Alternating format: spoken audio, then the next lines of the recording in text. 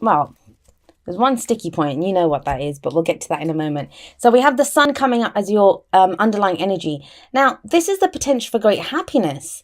This is when the sun shines, it's all good. This is one of the best cards in the tarot deck. It's kind of light-hearted energy. The reason for that is that, when the sun shines, it illuminates everything. Everything is there to be seen. If there's been any doubts, any questions on, what's been going on, the sun shining, it reveals everything. And I use this example every single time in that, when you go out into your own garden at noon with the sun high in the sky, you can see every blade of grass. There's no effort required. There's nothing, no, you don't have to put any effort in to see what's truly there. It's just all revealed to you. That's what the sun does. And that's a beautiful energy to have as your underlying energy. It kind of lessens, even if there's some difficult energies that come up and you only have one card that is that, the rest are great. There is a sense of lightness here, playfulness. I mean, I don't know if you can see it. My lighting is atrocious. But you have this child on the horse. There's this kind of very innocent, childlike energy here, playful energy. So if there's been a lot of stress, if there's been a lot of worry about things, there's things lightening up now. But then why have you got this at the heart of your reading? You've got the Eight of Swords coming in. Now, swords represent our thoughts, our beliefs, our ideas. So if she's in a cage of swords, she's in a cage of her own thoughts. But she's not tied to anything. Yes, she's bound by this. She could, can't even see it. She can shake off the shackles that are around her. They're widely spaced. She could walk through them. But she's blindfolded. So she doesn't see. It's like she doesn't want to see. Now, this can play out in a number of different ways. Either there's this kind of lighter energy that's coming in, and what can happen is, I've talked about this at the end, I think it was at the end of, not last time's videos, but the ones before that. Maybe it was last time's videos, I don't even remember. There's a thing of self-sabotage that comes in. That, when we've been struggling, when we've been going through such difficult times with whatever, with someone, in work, whatever it is, and then things suddenly ease up, it can be very easy to say, hey, this is too good to be true. Like, you're in defense mode because you're ready to defend yourself and to kind of protect yourself, because that's what you've been doing. You've been on that defensive. You've been dealing with the negative stuff that's been coming at you.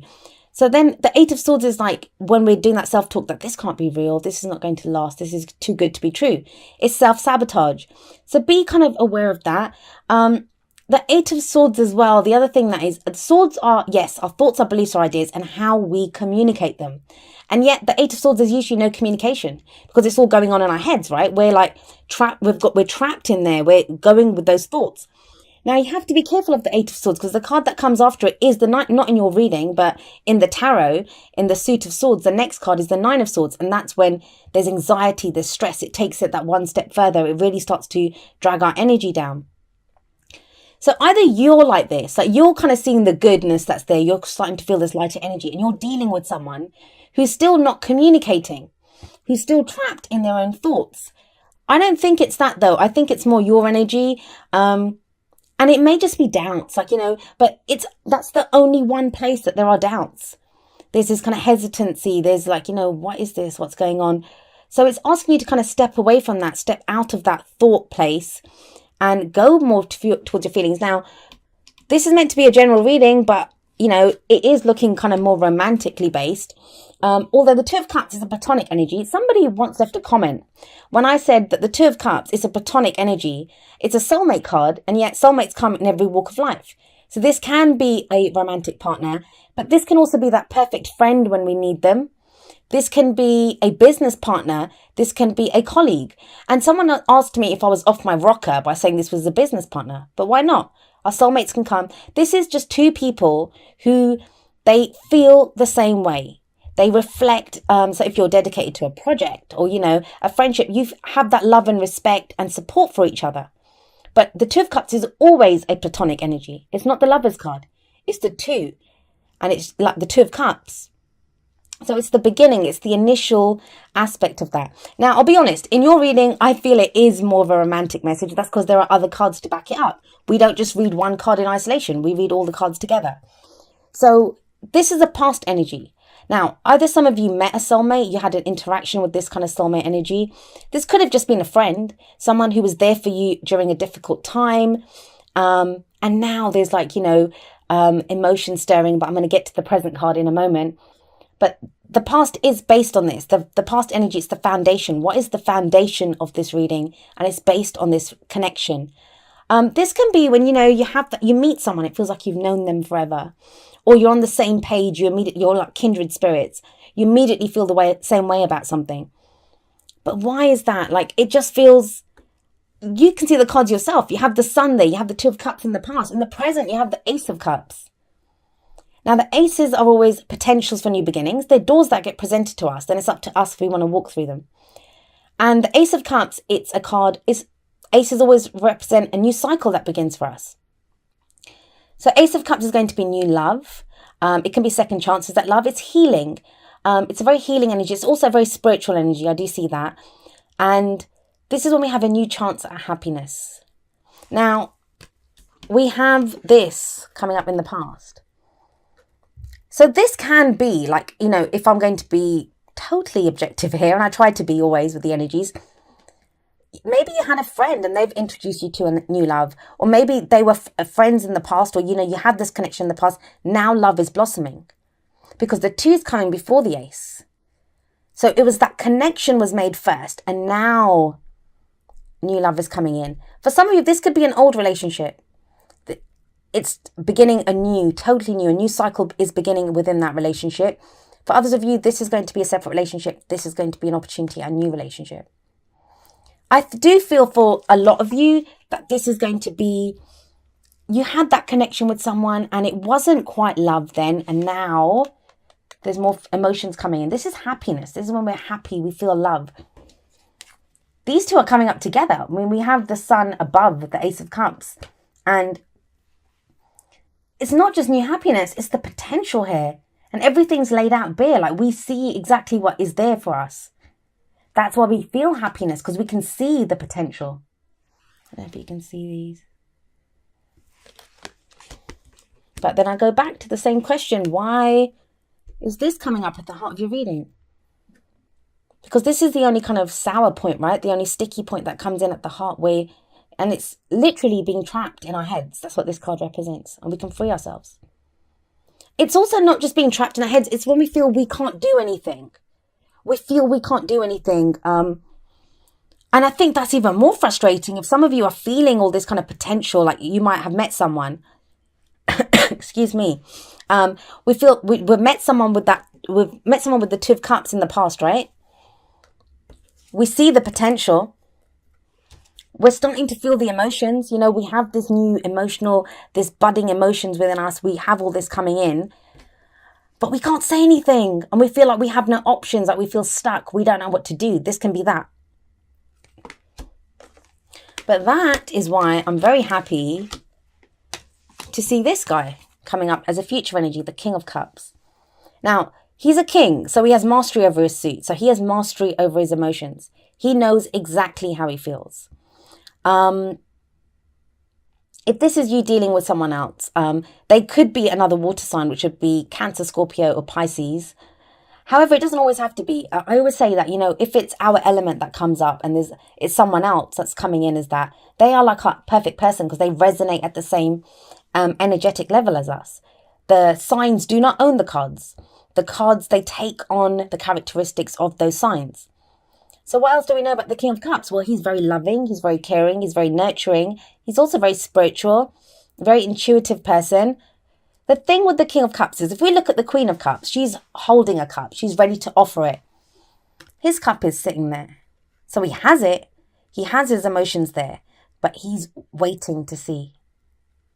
So the thing with this, and now let's explain it in conjunction with this. The King of Cups, to me, because he has mastery over his emotions, he can control his emotions. He doesn't always show how he's feeling.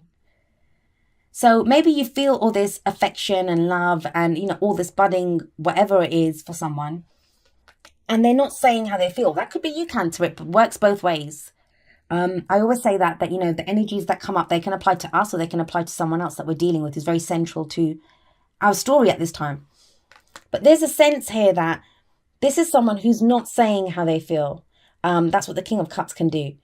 It's not like the King of Swords. So the King of Swords, he completely detaches from his emotions. He is very logical. He's very in his headspace. He's only about his thoughts. King of Cups isn't like that. He knows exactly how he feels, but he won't say it until he's ready to. And when he does, he's happy to say, I love you, and to express, the emotions that he has. And maybe that's why you're feeling stuck, because you're like, I don't know what's going on here. Like, I thought we had a connection. There was a thing going on, and now I don't know. Well, like I said, it could be you. And maybe with him coming up in the future, though, this is him ready to express that, ready to say, yeah, this is how I'm feeling. This is what the situation is. Look at how many cups you have. There's 6 cards here. 4 of them are cups. Sorry, 3 of them are cups. And one of them is the sun. Like, this makes up for everything. Sorry, this is one of the best cards in the tarot deck. And I keep saying that, but it is. Now, you have another ace that's coming in. So there's new cycles beginning for you, Cancer. This is your crowning energy, or the advice energy that we have for you. We have the Ace of Wands coming up here. So if this is all about emotions and happiness and love, something that makes us very happy, this is something that gets our passions going, that gets us excited. We have that enthusiasm, that spark to do something. If this is all feeling and emotion, this is about the energy that we put out into the world. Our creativity, what we create, what we do, the action that we take. So it feels like you've been going through this time of becoming very clear on how you feel. So the feelings are there, like with the 2 of Cups, Ace of Cups, and the King of Cups. I mean, that's amazing for a love reading. And this was a general reading. I'm going to try to see, if this is not love for you, and, I do feel that this is a love message. For most of you, it's going to be a love message. If it's not a love message, then this is something like that could be a partnership in the past, some connection with a friend, or and now through that connection, through whatever that working partnership was, you have a new chance at happiness. And that's getting you to this place of the King of Cups, where, you know how you feel. And when he doesn't do this, he won't do this, because he knows how he feels. He's not going to doubt his feelings. And there's water in the back of this. Water always represents our emotions. So the person's facing away from the water. I don't know if you can see it. Person is facing away from the water and, trapped in their thoughts. So I do feel, and then this is you acknowledging, this is how I feel. This is making me really happy. And I'm happy to do this, whatever it is, with the sun shining there, potential for great happiness. So this can then be a new project that you begin, a new job that you begin, some creative venture that, you're excited, you have a lot of excitement and enthusiasm to begin. But like I said, for most of you, this is going to be a relationship reading. And it's like this connection in the past, and now this action that you start to take towards it, this passion that is expressed. I keep saying, like, with him, still waters run deep. There's always more going on under the surface than this guy shows until he's ready to show it. But I feel with him coming up in the future, especially after the Ace of Cups and the 2 of Cups, that, he's ready to say how he feels. And like I said, that may be you, Cancer, or that could be someone that you're dealing with. But let's have a look at your oracle cards and see what other messages come through from there. It's a lovely reading for you guys. Let's see. The first 2 oracle decks are going to be more romance, love based. And then the other 2 are more general. We'll see what comes out with them. So let's have a look. What do we have for Cancer for the second half of October? Cancer for the second half of October. It says, let your friends help you. Ask for and accept support from others. Let's put those back. Okay. So we have this, yeah? Let your friends help you. That could be with this. Now, when we get trapped in our thoughts, what's the best way to do that is to get those thoughts out. So this might be you telling a friend, hey, I like so-and-so. I thought we had a thing going. I thought we connected really well, but now it could be that. And your friend will be like, are you crazy? Like, he's so into you, you just don't see it. So sometimes our friends, sometimes just expressing it to our friends is enough to kind of shake us out of it. For others of you, this is going to be the friend. And I'm getting that for some of you, this is a friendship that's turning into something more. That you guys have been friends and now it's turning into something more. In that case, definitely let that friend help you. Okay, so let's have a look at what we have coming up from the Whispers of Love. Oh, that one flew out. Let's see. Okay, let's put this back. It says, appreciate this moment. Each and every situation has an opportunity to grow and find love. So, you know, enjoy all stages of this. Like, I keep bringing this one up because this is the sticks out like a sore thumb in the whole reading. And this card says, yes, appreciate this moment. So no matter what stage you're at in this, appreciate that moment because it's all good. That connection that you have with the person, wherever you are in this, and the energies play out differently for everyone. But whether you're just connecting with someone, whether you're starting to feel something, whether you're ready to express how you feel, or someone else is even if you're just starting to see the potential in this, or, you know, the passion starting to kick in, appreciate every moment that you go through. I once said this to an Aquarian client. She's a repeat client and, you know, she's amazing. And she was very much wanting to know about the end result, what's going to happen. And I said the same thing to her, like, appreciate the moment.